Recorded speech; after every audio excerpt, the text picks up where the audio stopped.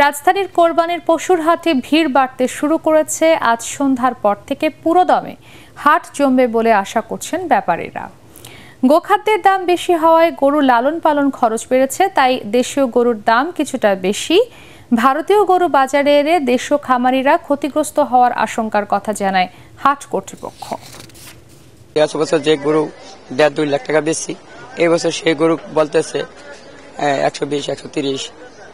যে খামারিরা এখন এই বছর লসই আছে, যে গরু যে গো খাদ্য যে দাম, এই দামে আমাদের পোষাচ্ছে না। বাজেট হিসাবে গরু দেখতেছি, একথা যদি আমাদের বাজেটে যদি বনে ইনশাল্লাহ দোয়া আমরা কিনবে।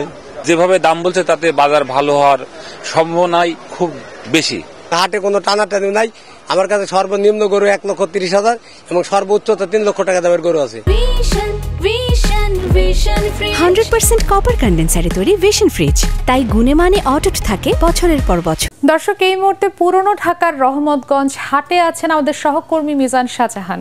আমরা এখন সরাসরি চলে যাচ্ছি রহমতগঞ্জ কোরবানির পশুর হাটে। মারি, আপনাকে ধন্যবাদ। আমি এই মুহূর্তে দাঁড়িয়ে আছি রহমতগঞ্জ পশুর হাটে।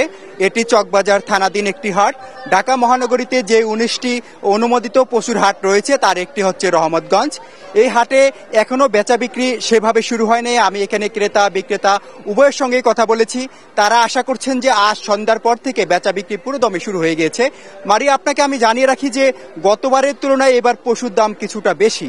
খামারিরা বলছেন যে গোখাদ্যের দাম বেড়েছে, এজন্য তাদের পশু লালন পালন করতে খরচ বেড়েছে, এই কারণে দাম বেশি। তবে বেচা বিক্রির ব্যাপারে তারা যেটা বলছেন যে ক্রেতারা যেরকম আশা করেন যে শেষ 2 দিনে কিনবেন, বিক্রেতারাও আশা করেন শেষ 2 দিনে বিক্রি করবেন।